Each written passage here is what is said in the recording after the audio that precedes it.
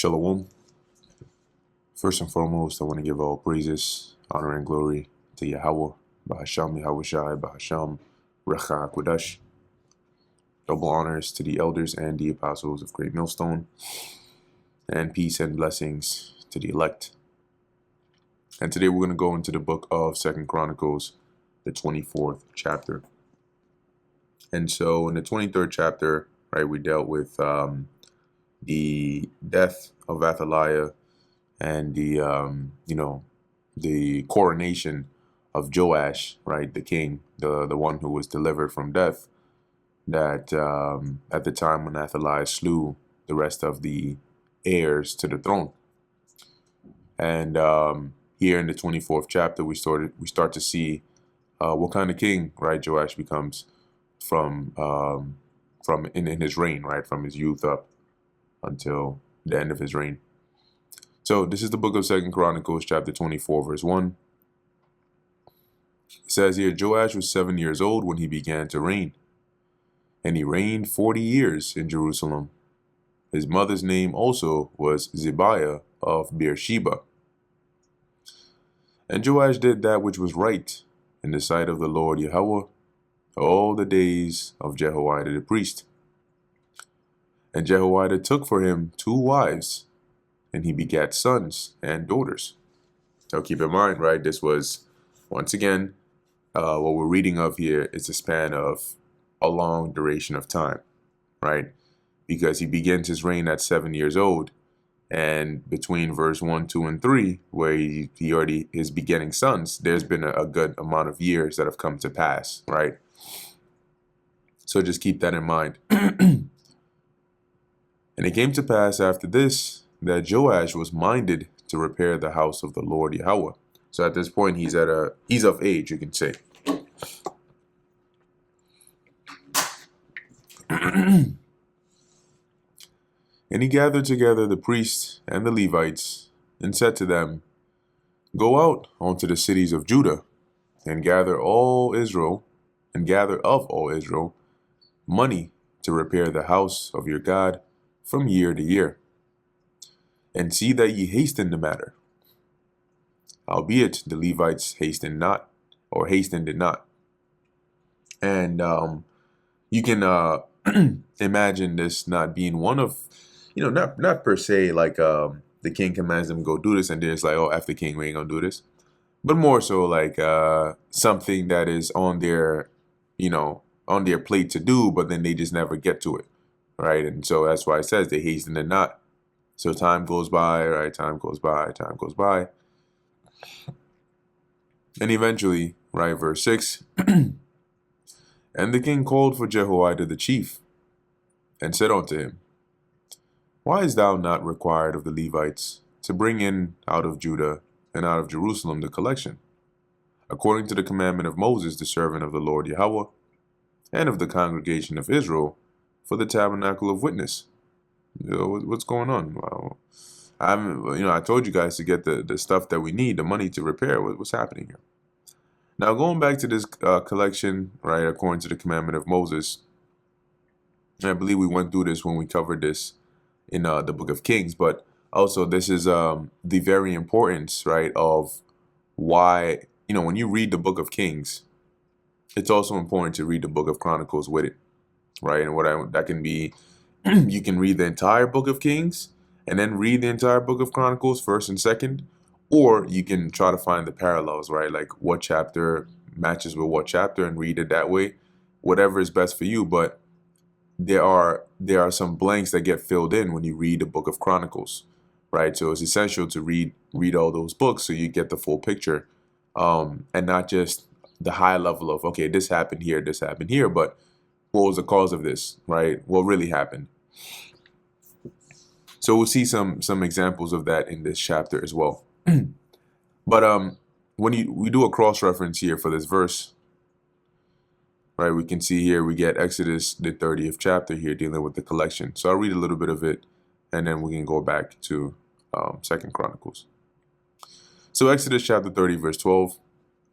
When thou takest the sum of the children of Israel after their number, then shall they give every man a ransom for his soul, unto the Lord, when thou numberest them, that there be no plague among them when thou numberest them. So I believe this was the Lord speaking unto Moses. And they shall give every one that passeth among them that are numbered half a shekel, after the shekel of the sanctuary. A shekel is 20 gerahs, and half shekel shall be the offering of the Lord Yahweh. Every one that passeth among them that are numbered from 20 years old and above shall give an offering unto the Lord Yahweh. The rich shall not give more, and the poor shall not give less than half a shekel, when they give an offering unto the Lord Yahweh to make an atonement for your souls. Now, when you read this here, so I believe this is what they were referring to over here.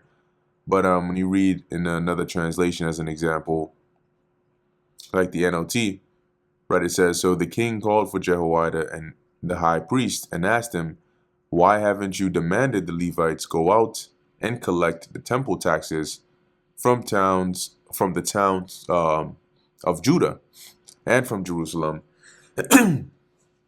Moses, the servant of the Lord, levied this tax on the community of Israel in order to maintain the tabernacle of the covenant. So I believe that might have been the what we read in Exodus, where it was being referenced.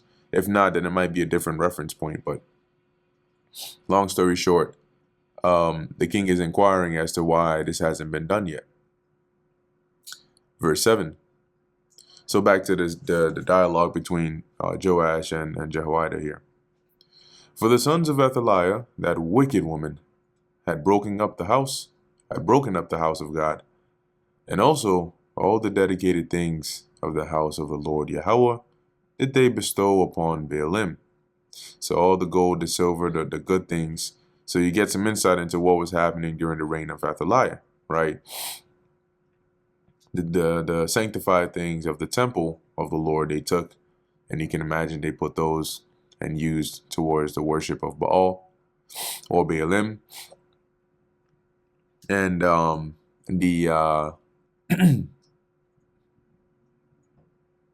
we at? Right, and as it says here, they broke up the house of God. So they didn't take care of the temple, right? They didn't care. Verse 8. And at the king's commandment, they made a chest and set it without at the gate of the house of the Lord Yahweh. And they made a proclamation through Judah and Jerusalem to bring into the Lord the collection that Moses, the servant of God, laid upon Israel in the wilderness. And all the princes and all the people rejoiced and brought in and cast into the chest until they had made an end. Now it came to pass that at what time the chest was brought onto the king's office by the hand of the Levites, and when they saw that there was much money, the king's scribe and the high priest's officer came and emptied the chest and took it and carried it to his place again. So they would, when Israel would come, they would drop that given amount, right? I believe it was a half shekel or so, into the chest as a collection. And when the chest was full, the king's officer, right, the king's scribe and the high priest officer would take it back, empty the chest basically, and then take it back to the king.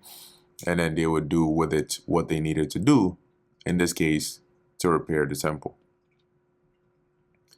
Thus they did day by day, and gathered money in abundance. And the king and Jehoiada gave it to such as did the work of the service of the house of God, or of the house of the Lord, and hired masons and carpenters to repair the house of the Lord, and also such as wrought iron and brass to mend the house of the Lord. Because keep in mind, yes, this was a glorious temple, but it was still a building at the end of the day, and therefore it needed to be maintained. All right. So there might be breaches here and there, over time. That's what happens if you don't keep up the building and the maintenance. And you can see that was neglected during the reign of Athaliah. So here they're repairing it, which is good. Verse 13. So the workmen wrought, and the work was perfected by them, and they set the house of God in his state, and strengthened it.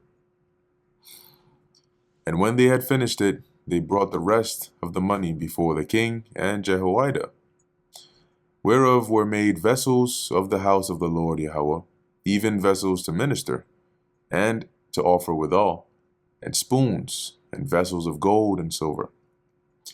And you can imagine these would be, of course, in the temple, there were things that you needed, right? You needed the ladles, you needed the knives, you needed the incense, the censers, right? You needed the different things that were needed, both reusable ones, right, and also perishable ones, right? Like incense that you're burning, right? Different, if you're gonna be burning a fire, there's things you need to keep the fire going, right? All of these different things, then you needed to keep up with that in order to maintain the ministry, right, or the ministering of the Levites in there. If they're going to sacrifice an animal, they need things that they use, right, to cut the animal, and so on, right? So all of these things, the vessels, the spoons, the forks, all that stuff, they needed to take into account. And they offered burnt offerings in the house of the Lord Yahweh continually all the days of Jehoiada. But Jehoiada waxed old, and was full of days when he died. 130 years old was he when he died. So Jehoiada had played a very, very good role here, right, in preserving the lineage of King David here, taking care of Joash, guiding him, leading him, basically being like a father unto him. So while he was alive, they continued, he kept that good influence on them, and so they continued in the ways of the Lord. But eventually he died of old age. Verse 16. And they buried him in the city of David among the kings, because he had done good in Israel, both toward God and toward his house. Now after the death of Jehoiada came the princes of Judah, and made obeisance to the king. Then the king hearkened unto them. So these princes were like, right, people that were in high positions. And they came, bowed to the king. And when it says the king hearkened unto them, you hearken when somebody is trying to say something to you or talk to you, and you're taking heed to what they're saying. So you can imagine here, with Jehoiada gone, these princes came and got to the ear of the king, right, so to speak. And so they started influencing the king, and he started taking heed to their influences. Verse 18, and they left the house of God, or house of the Lord Yahweh, God of their fathers, and served groves and idols. And wrath came upon Judah and Jerusalem for this their trespass. So the things the king was hearkening on to led to the falling away of serving the Lord of Israel, right, of Judah. And he sent prophets to them to bring them again unto the Lord, and they testified against them, but they would not give ear. Just like today. So the Lord saw this, he sent prophets, the prophets came, they prophesied, they tested, they told him, look, you're not supposed to be doing this. What happened to serving the Lord? Look at what you're doing now. They did not hear it. Verse 20. And the Spirit of God came upon Zechariah, the son of Jehoiada, the priest, which stood above the people, and said unto them. So this was Jehoiada, the son of Jehoiada, right? The same Jehoiada that we just read about, that raised up Joash. So his son, the Spirit of the Lord, comes upon him, and he says to them, Thus saith the Lord God, Why transgress ye the commandments of the Lord, that ye cannot prosper? Because ye have forsaken the Lord, he hath also forsaken you. And they conspired against him, and stoned him with stones at the commandment of the king in the court of the house of the Lord Yahweh. Thus Joash the king remembered not the kindness which Jehoiada his father had done to him, but slew his son. And when he died, he said, "The Lord look upon it and require it." And this is a very despicable thing, right, to be done here, because Zechariah, being the son of Jehoiada, right, he was a priest or a Levite, and his father had done all these good deeds, right? As a matter of fact, it was his father, by the hand of his father, obviously the Spirit of the Lord above all, that saved Joash's life, took care of him, protected him, made sure everything was good, kept him on the right path. And he ends up slaying his son, right, for calling him out against that wickedness. So, continuing here. So at the death of Zechariah, he asked the Lord, "Lord, you see this wickedness, for me speaking rightly in your words against them, require it. Avenge it. Don't let my blood go, unavenged." And it came to pass at the end of the year that the host of Syria came up against him, against Joash. And they came to Judah and Jerusalem and destroyed all the princes of the people from among the people, and sent all the spoil of them unto the king of Damascus. So the Lord brought judgment upon those wicked princes. For the army of the Syrians came with a small company of men, and the Lord Yahweh delivered a very great host into their hand. So this was the working of the Lord, because he had the Syrians come with only a small amount, and yet they were able to take out so many, because they had forsaken the Lord God of their fathers. So they executed judgment against Joash. And when they were departed from him, so they didn't kill him, right? But they did leave him in a painful state. They whooped his ass. And when they were departed from him, for they left him in great diseases. The diseases here is not in the common sense of when you think of the word disease, you think of some illness in the sense of a cold, or like a STD or something like that, right? When it says disease here, it means injuries, right? So they beat him up, beat him pretty bad, right? He's hurt real bad. So they left him in a bad state. And as it says here, and when they were departed from him, his own servants conspired against him. And we read this in the book of Kings. Right, his own servants conspired against him for the blood of the sons of Jehoiada the priest, and slew him on his bed, and he died. And they buried him in the city of David, but they buried him not in the sepulchres of the kings. So keep in mind, when we read this in the book of Kings, so you can see the reference over here, it didn't specify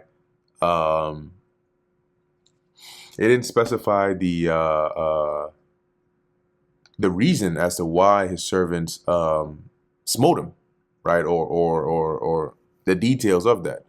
So in fact, if I pull up the book of Kings here, let's even go up a little bit here. Let's see. Gold and in the king's house, and sent it to Hazael. And yep. And we went up above. Let's see. Yeah. So when you read in the book of Kings, right, you don't get the detail of Jehoiada's death, Jehoiada's son speaking against Joash, and the wicked way that Joash went in, and the slaying of Jehoiada's son, and maybe his other sons, right? Because here we read about the sons of Jehoiada the priest that were slain by the hand of Joash. So here you get some insight into what did he do, right? What were some things that he was doing? And now you see the real reason why his servants conspired against him and put him to death. All right. So without this context, you might think, oh, Joash was a good king. He was pretty decent, right? Like, he served the Lord, he rebuilt the temple, and then he was assassinated by his servants. But now you see the context as to why. And so very realistically, right, the Lord put the Spirit upon these servants to put him to death remember, upon the death of Zechariah, the son of Jehoiada, he asked the Lord to look upon this and require it. So those princes were put to death, and now judgment was executed upon Joash. And rightfully so, they didn't bury him in the sepulchres of the kings. Verse 26, and these are they that conspired against him: Zabad, the son of Shimeath, an Ammonitess, and Jehozabad, the son of Shimrith, a Moabitess. Now concerning his sons, and let's take a look here. This is interesting to me.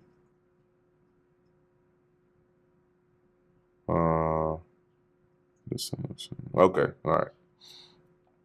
So according to what we're reading here in 2 Chronicles 24 and 26, this is a Moabite and an Ammonite that conspired and put to death Joash. Now concerning his sons and the greatness of the burdens laid upon him, and the repairing of the house of God, behold, they are written in the story of the book of the kings. And Amaziah his son reigned in his stead. And this is the end of the book of 2 Chronicles, the 24th chapter. So as we saw in here, right, we had the beginning of the reign of Joash, which as long as Jehoiada was there to guide him, he did that which was right. But after the death of Jehoiada, the priest, he got influenced, right? Joash, that is, being influenced by the wicked princes of Israel, ended up going in the way of idolatry. And when he was reproved by the son of Jehoiada, he ends up putting him to death. So as a result, the Lord brings judgment upon him and those wicked princes. So we see here that though his earlier reign was right, his latter reign was not. Anyway, with that, I'm going to end it here. Lord willing, that was edifying to the elect. In closing, I want to give all praises, honor, and glory to Yahweh, Bahasham, Yahweh Shai, Bahasham, Recha Kodash. And until next time, Shalom.